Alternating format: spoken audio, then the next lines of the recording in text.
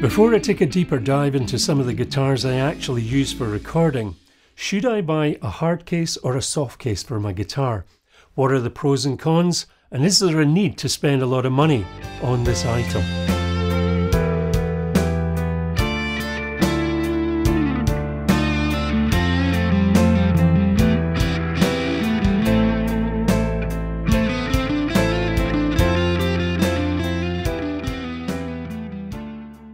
Hello viewer, my name's Stu, and if you're new to the channel, I recommend my channel playlists starting at video number 1 to get some context regarding my return back to playing and recording after a 40-year break.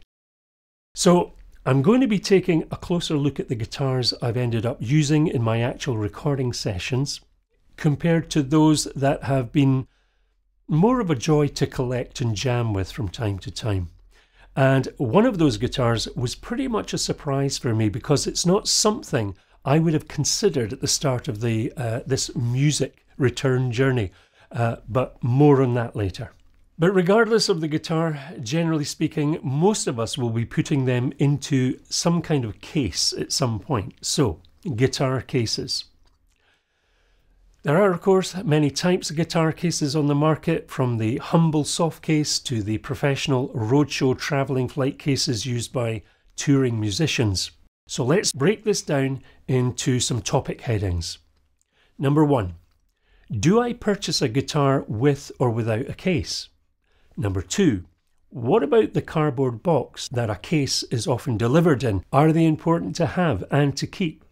Number 3. The soft guitar case. From the budget-friendly to the more expensive offerings, what do you choose? Number 4, the hard shell case, taking the shape of the guitar or the more rectangular box style. And number 5, storing cases and dehumidification. Ignore that at your peril. So, back to number 1.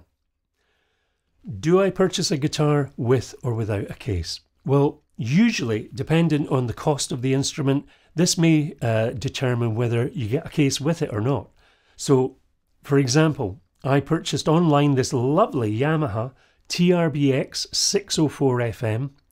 Not an inexpensive bass guitar, but it came with no case and it was delivered within a cardboard box. Thankfully, it arrived without any issues, and it's a very nice bass guitar to boot. Here I have a fairly pricey PRS S2 McCarthy 594, which came in a soft case within a cardboard box, but again, it arrived without any issues. So while a guitar case, particularly a hard shell case, should help protect your guitar if delivered by post, although do see my video on guitar damage in post. That was a real shocker. Generally speaking, guitars do get delivered successfully without the need for a hard shell case. But regardless of whether the guitar is considered a budget model or a high price tag product, what construes as inexpensive or expensive is a relative term. It all depends on your circumstances, but for the sake of keeping this video short, let's just consider that most folks set a value on their purchase and want to take care of their guitar or guitars. So to answer popular questions, should I purchase a guitar with or without a case? When you purchase a guitar that is sold with a case, you will more often than not be paying for that case, but they may well be discounted, even heavily discounted as part of the overall purchase price. So unless you have a spare case that will suit the guitar, and or you prefer to purchase a particular brand of case for your guitar, then in most cases, it's best to purchase the guitar with the case offered. What I would say is, if it's a particularly expensive model, then you would want to protect that, and the choice is either a soft case or a hard shell case suitable for your needs. And what I mean by that is the guitar going to be just kept in the house, or will it be travelling with you? And if it's travelling with you, then is it safely kept by your side, or is it in some holding bay or the back of a van, for example? So number 2, what about the cardboard box the guitar is delivered in if you purchased it online? Are they important to have and to keep?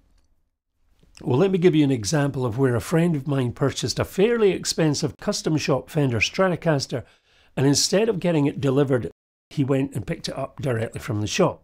Now, because he picked it up, he wasn't given the Fender branded cardboard box that it would have normally arrived in by courier.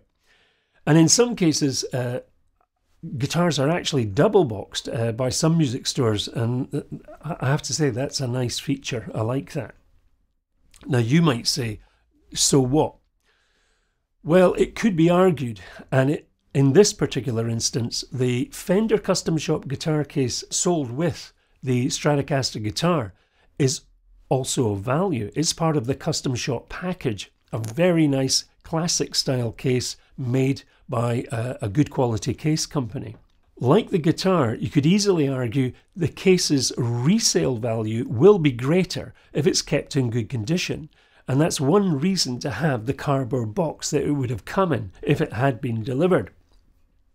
Of course, all my friend needs to do is to drop into the shop and ask for the box, because you usually find that they do keep these flat packed in their storage facilities. Again, if you are selling the guitar, particularly the more expensive models, having the original branded box not only helps protect it for delivery, but it can be a plus point when selling, as it kind of assures a lot of buyers that you are a conscientious owner. Of course, not everybody's bothered by such details, so that's all down to you. Number 3, the soft guitar case, from the budget-friendly to the more expensive offerings.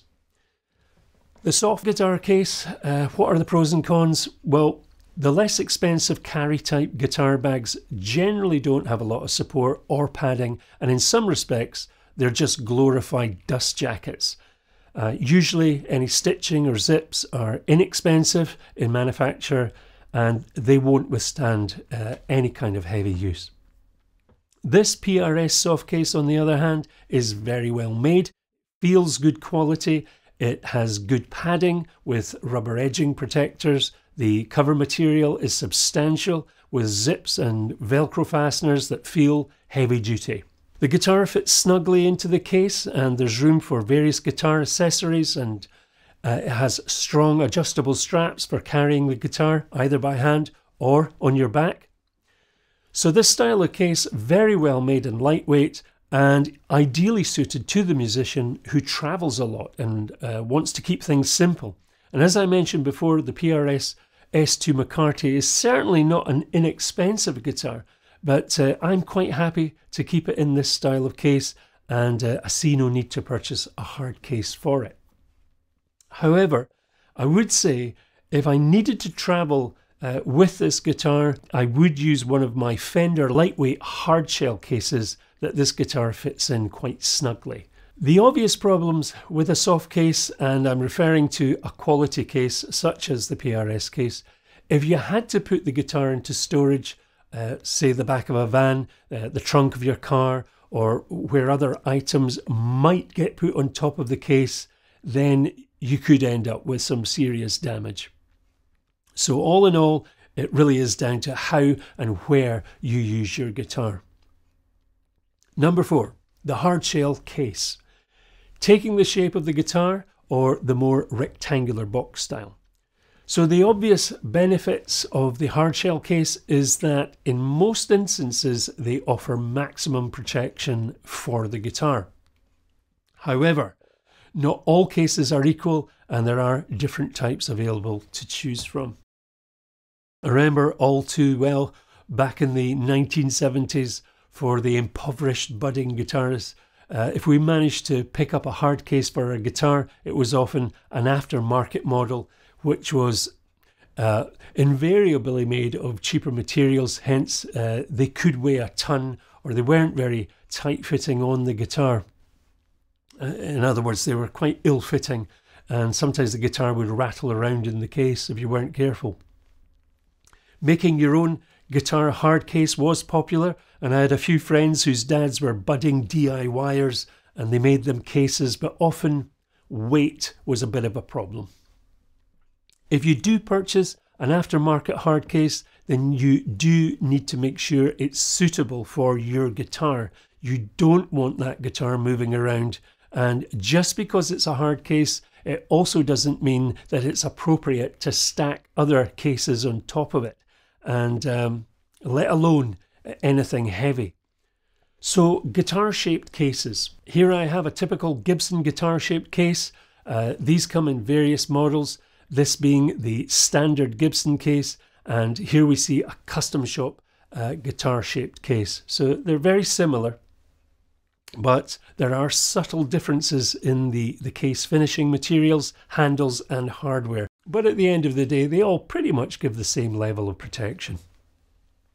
It's important to note that each guitar is teamed up with the correct case, as there can be differences such as this Gibson ES339 case and this smaller Les Paul special case.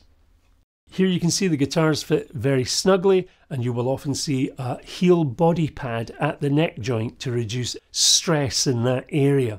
These guitar shaped cases are very good for protection, but certainly in the case of these Gibson models, they are best not stacked on top of one another, as the body surface can depress under weight. You may also notice that some have a raised curved surface instead of actually being flat. Usual features within the case are a deep boxed pocket to keep your little knickknacks. And as mentioned before, some folks want to keep their cases in good condition, and if they travel a lot with their guitar, some will transfer the guitar to another case that they don't mind getting scuffed. Next up, the rectangular box style case. The rectangular hard case, again, it comes in various model types, and here I've got a good example of 3 different case types. The Gibson Firebird hard case is a typical rectangular box type.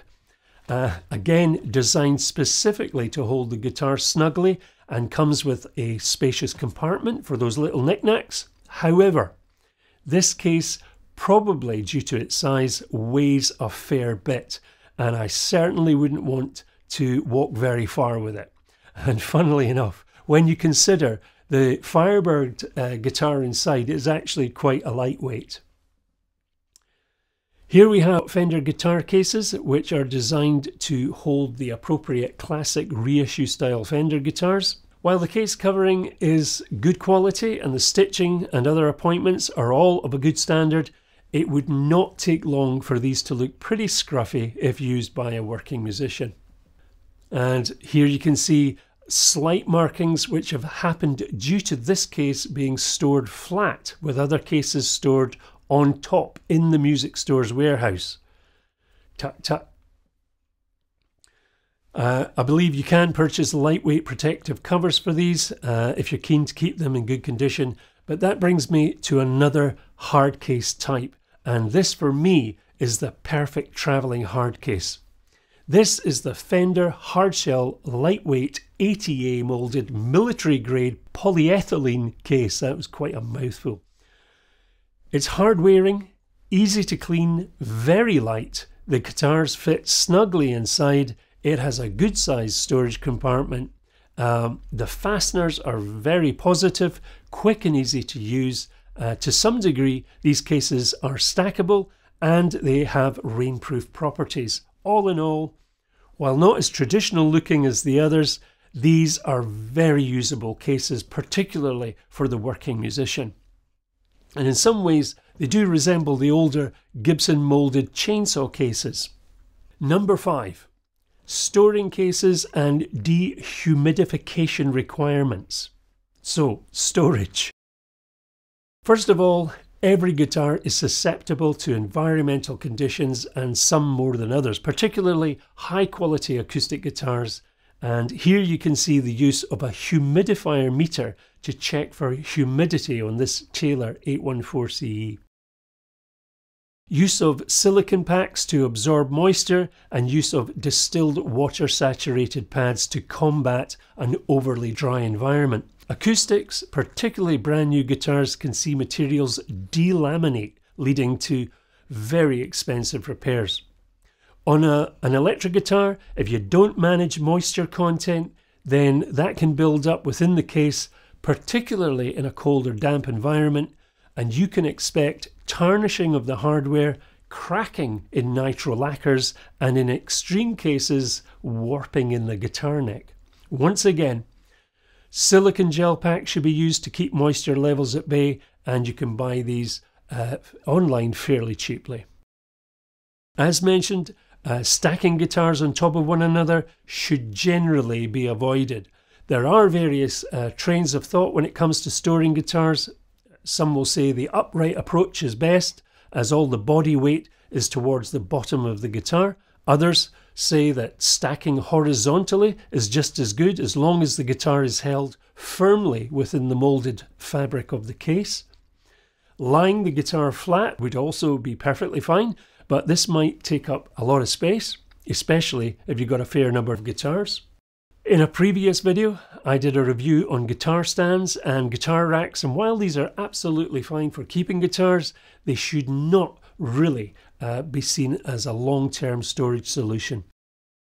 And finally, think carefully where you're going to store your guitars. Not everyone has temperature controlled environments, but trying to keep your instruments in a relatively consistent environment will certainly help keep them in good order. But checking them periodically should be part of looking after them. So there you have it. What do I think? As I mentioned earlier, in the late 1970s and early 80s, guitar cases were one of those accessories that became a necessity, but spending a lot of money on a case was definitely not at the top of the list. And I will say that today there are so many guitar deals and offers to be had, and the case manufacturing has definitely improved greatly. So it's definitely a lot easier to acquire a decent case for your guitar. As I said, the Fender hardshell military grade lightweight case would be my hard case of choice if I were regularly traveling with a guitar. I love my classic custom shop Fender guitar cases that came with my reissue Stratocasters from the 50s and 60s, but I would hesitate traveling with those cases because I don't think it would take long for them to get scuffed, and in turn it would devalue the case. The soft case I have from PRS, it's very good, and for those that need to strap their guitar to their back, this and other cases of similar quality are definitely a product to check out. The Gibson cases, again, I would hesitate travelling with these particular cases because they are all in excellent condition and I don't really want to devalue them. Other than that, they will protect the guitar as well, but I still recommend that you watch out for moisture content during long-term storage. If I were travelling a lot with any of my Gibson style guitars, then you can get protective covers you can use to keep a nice guitar case clean and safe from scuffing, and you can also get hardshell style cases like the Fender ATA cases, and again similar to the old Gibson chainsaw cases. Those are available from the likes of Gibson. So once again, I was not paid to review any of these products. Those are just my experiences, thoughts and opinions. In the next video, we do some more unboxing. So please do subscribe, hit the bell to get notifications, like, share. It really helps the channel out. Always nice to hear of others who have experiences that they can share. So please do share in the comments section below. Do check out my channel playlists, which cover my journey back to playing and recording guitar after that 40-year break. And for some of you of a certain age, that will be a trip down memory lane. So whether you're a newcomer, an ongoing player like me, an old hand returning to playing guitar, I always take time to engage with folks who take time to comment. So till next time, the journey continues. Do take care.